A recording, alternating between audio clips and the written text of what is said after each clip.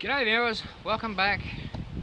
For me it's the same windy day that I made my really dumb discovery on my ride on mower. It's been about a week for you, but this time we're going to go through that electrical system and try and cull some of those, get rid of some of that unnecessary wire. I mean, there's not a lot there, but a lot of it now is unnecessary. It doesn't do anything. So we're going to go ahead, get rid of as much wire as we can and still make this thing work. Stick around.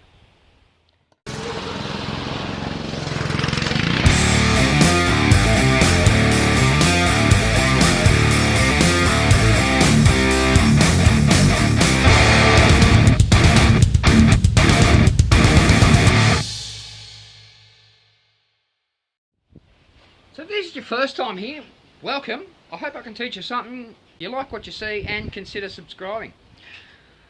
Now, as I said, there's a lot of unnecessary wire in there. All this yellow, I have no idea where it goes because, well, half of it that goes nowhere. That, I have never had that connected. That was bound up like that when I bought the thing. That I took out of, I don't know, somewhere. But it seems that the only purpose for all of this green and yellow and orange wiring is the safety circuit for the seat switch.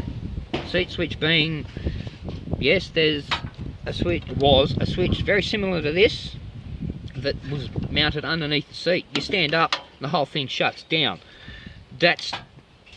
It's a safety precaution just in case you haven't engaged the brake or haven't disengaged the cutting deck. The whole thing will shut down and it won't run away from you and cause lots of havoc. That I've never used. It was broken when I bought it. I couldn't fix it. It was a stupid price to replace it, so I'm just not going to run that. And it hasn't affected the running of the vehicle. The only thing that has affected the running of the vehicle is that, and you would have known from the previous video, I think, just here, this red wire here goes down to the stator. That produces electricity, which is supposed to feed back and charge the battery. Now, I've, for the longest time, had a problem where the battery wasn't charging. Well, now I know why, because this is connected to nothing. So I need to address that. And that one, this switch originally went to the key switch. The key switch died a few years ago. I replaced it with this setup here, where that's a starter button, and this is a kill switch. You pull that, it just cuts the spark. It grounds the spark. As a result of that, this charge wire has been interrupted and does nothing. So we need to address that. We need to get rid of all this unnecessary wiring. But before we go pulling the wiring loom apart, I'm just going to check for spark, just to make sure it's still there when we're done. That way we know, well, we need to put something back.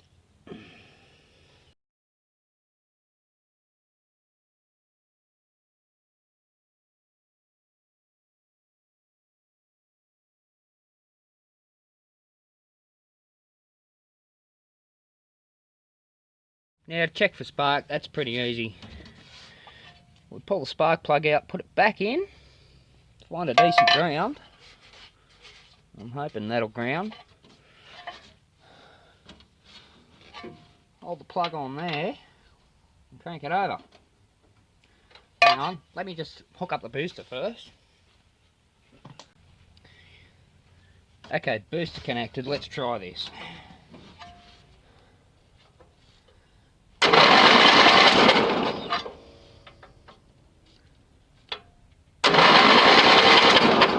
I don't see spark. Try that.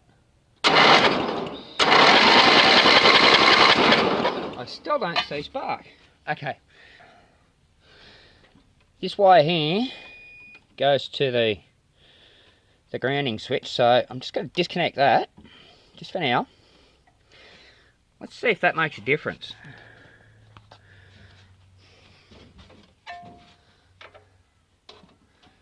Do you see spark? Because I did. So obviously there's something going on with that switch. I'll need to check that out. It's just grounding permanently. Alright, well, hey, there's spark there. Now we can start pulling stuff apart.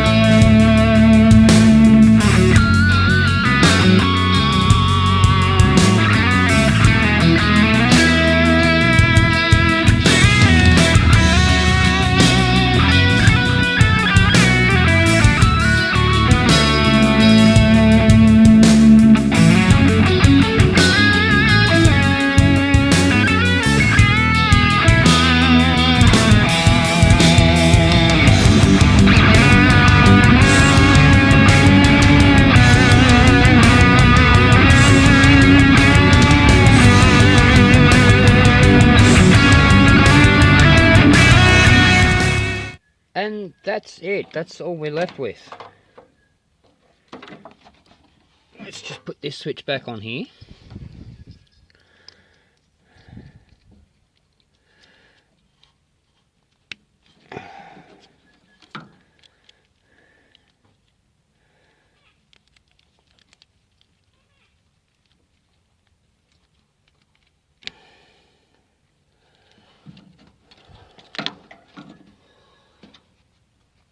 Alright, let's check for spark again.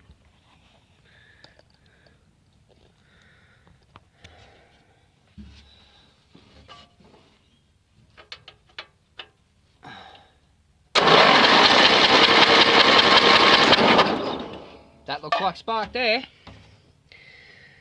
So that's success. But still need to find out why when we plug that in it just absolutely dies. There must be something going on with this switch here.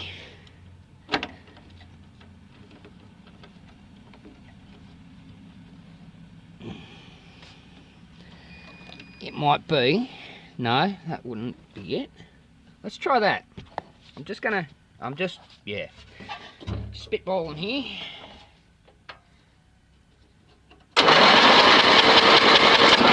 There's spark. Just must have been a bad connection.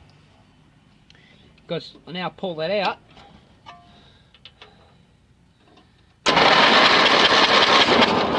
No spark. So that's now working.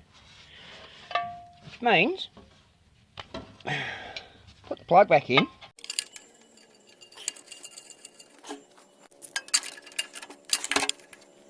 And once it has a bit of persuasion, it should start. I'm going to leave that tank right there. Move you back. Let's see what happens.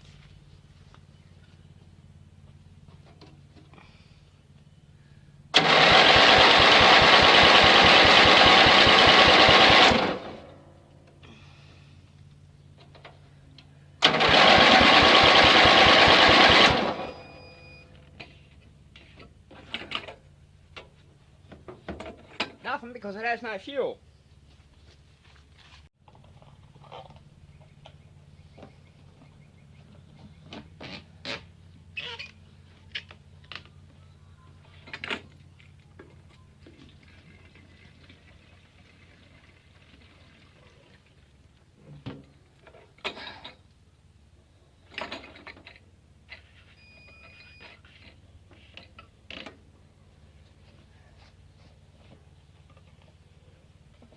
Doesn't need a lot, just enough to say, hey, there's fuel in the tank.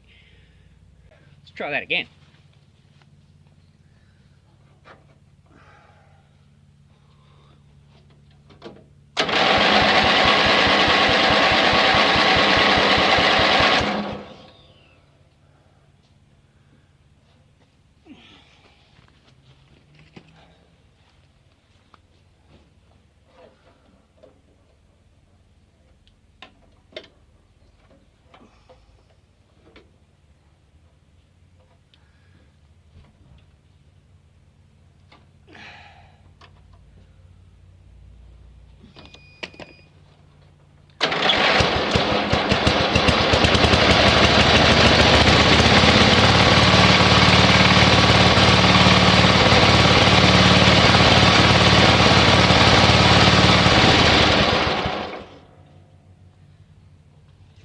Okay, she works. Yay! Well, I found the issue with the kill switch. So that happened. It looks pretty simple. It looks like this tab here has come off. So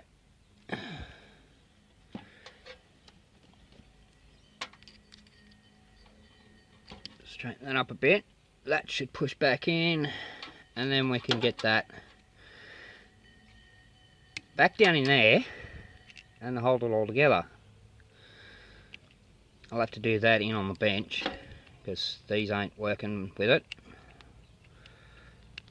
There we go.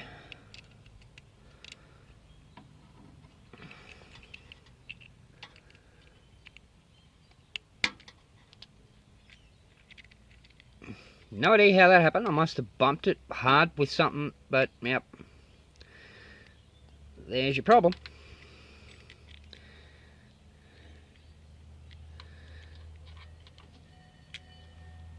Now, need to sort out this charging issue. Here's what we're going to do with this. Need a wire that goes from that, which goes down through here, and that picks up the stator, which is charging. It's throwing voltage out, and that recharges the battery. So basically all I'm going to do is going to use one of these bits of wire. I don't know which one yet, probably the green one because it's different, and I'm going to put a male spade on the end of it, on one end of it, and then I'm going to put a ring on the other end of it, which will go up to the positive terminal of the battery. That will provide the voltage back into the battery.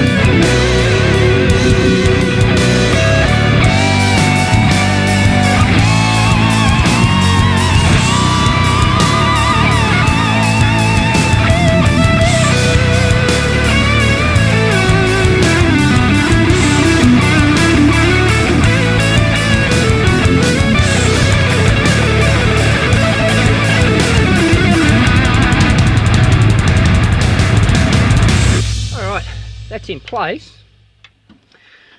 just plug it in there. Let's start it up and see if that's actually throwing out any voltage. Warning, this is going to get a bit noisy.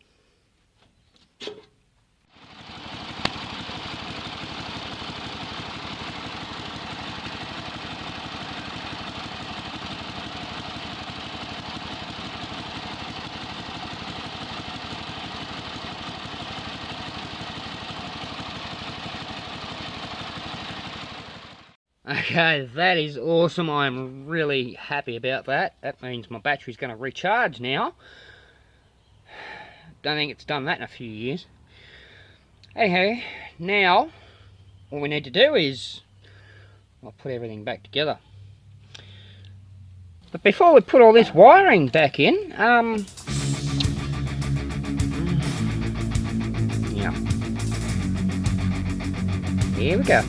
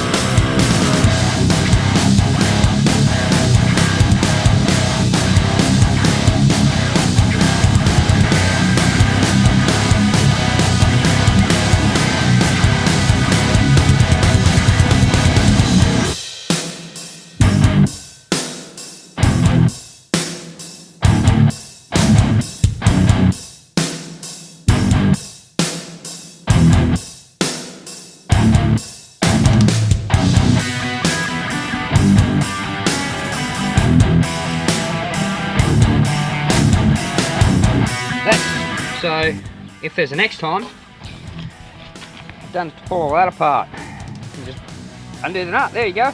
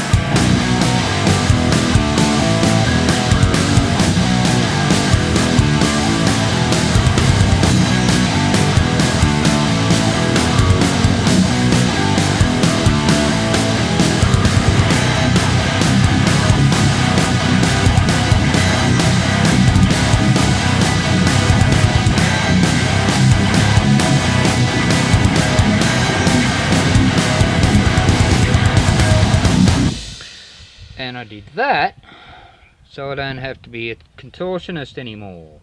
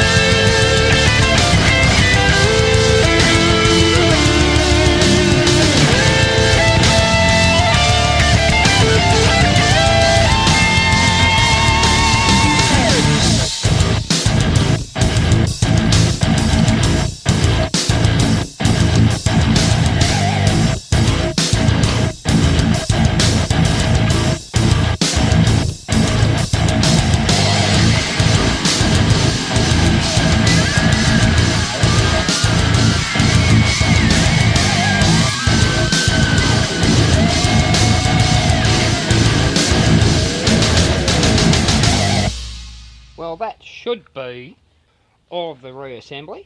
We'll find out in a minute. But for now, brand new battery. All filled, charged up, ready to go. When dead, all we need to do is put it in. And of course, it's reverse polarity because positive's over here, which means it's going to be on the inside, which is going to be a bit of a pain. And yeah, these leads won't stretch right around. Okay. Do what we gotta do.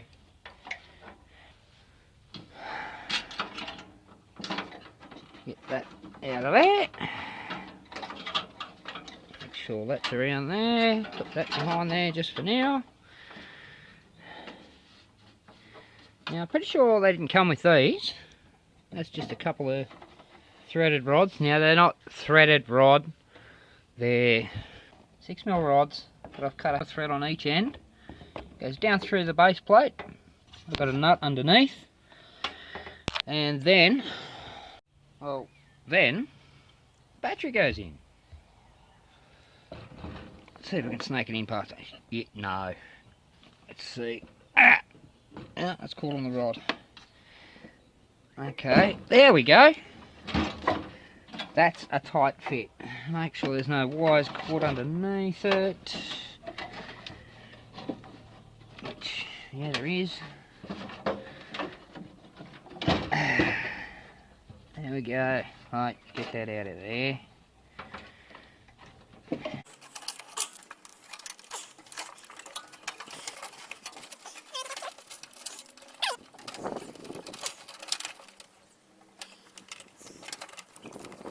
Okay, I'm going to put that down there because, well, that's where it belongs anyway. Alright, now here's a problem.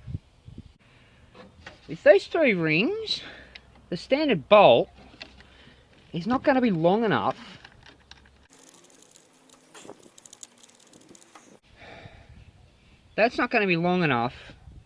to pick those three up and then go down and pick up the nut in the bottom. So we need a slightly longer bolt. For those of you playing at home, it's M6. And I found one, but I had to grind it down a bit so it didn't bottom out and still grabbed the rings at the top. It's just a little bit longer. That's all we need. So we pick up 1, 2, don't lose that one. That's how we got into this situation in the first place. Pop them down into there, because you guys can see that, can't you?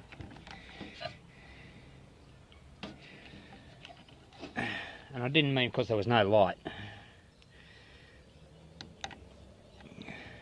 You know what, let's put that one over there and that one over here, like that.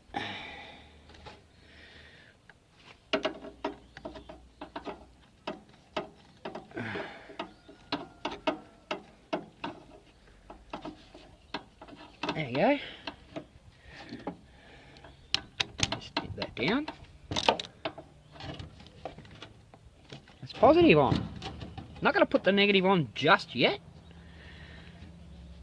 We'll do that last. Now, I'll put this on. I made this. Now, originally, I don't know how this happened, but this must be a reverse polarity battery, because I had this cut out so it would sit over there like that and hold the battery down.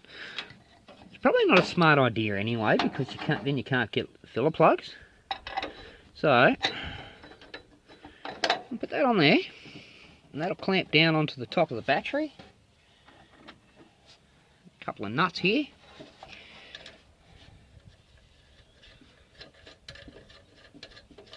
There's one.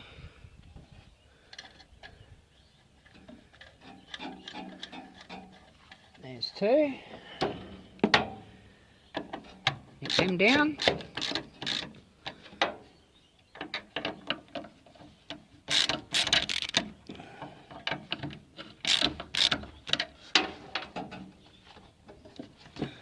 And that battery's not going anywhere. Okay, now we can connect the positive.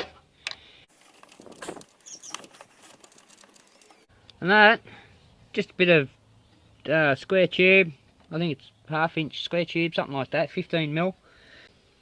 With strategically positioned holes drilled in it. There you go. Best part about that is, unlike flat bar, it's not going to bend because it's square tube. And I'm pretty sure that's... oh, it has picked it up, good. Trying to get in around you guys. Oh, now you can see, can't you? Awesome, there we go. How about that? Compromise. What? There we go. You don't want to over tighten these because you'll break something. You want them to be firm, but you don't want to swing off them because then they'll just break.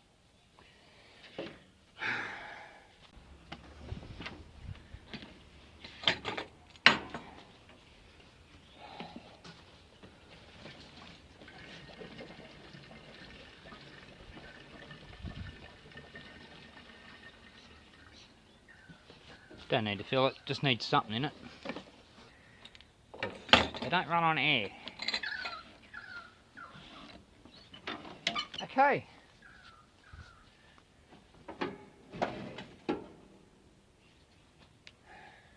Deck disengaged, brake engaged. See what happens.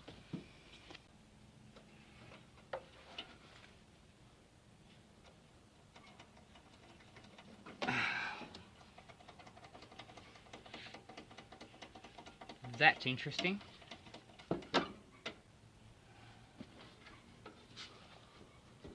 One of the wires has come out again. Have a look down in there. That wire's come out again. Now I've got to fish in there and plug that back in. Awesome! With very little room. Let's see how this goes.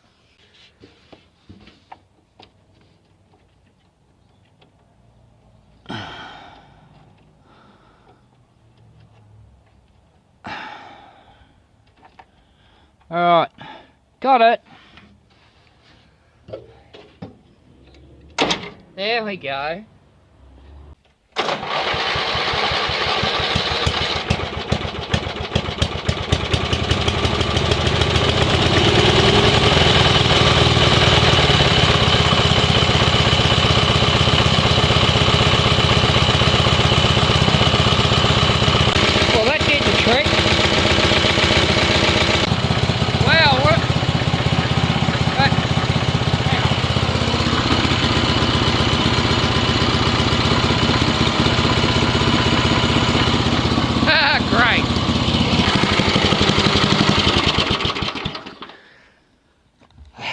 Awesome, I'll have to look into that again. But, well, at least it works, it runs. And, wow, what an ordeal. Yeah, steering column's still out. I hope someone got something out of this. I hope you learned something. And like what you saw. If you did, hit that like button down below. Make sure you hit the subscribe button and notification bell too. Thanks for watching. Leave me a comment. And I'll see you on the next one. Just before we go, turns out that wire was disconnected as well. That's the one that goes to the kill switch. Plug that back in. Works fine now.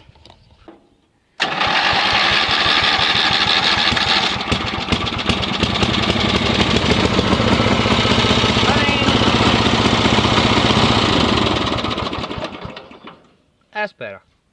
Clarification purposes. Engaged, disengaged, works. Disengage that. Don't work. Gauge the deck, don't work. Let's start it up again and see if it works in reverse.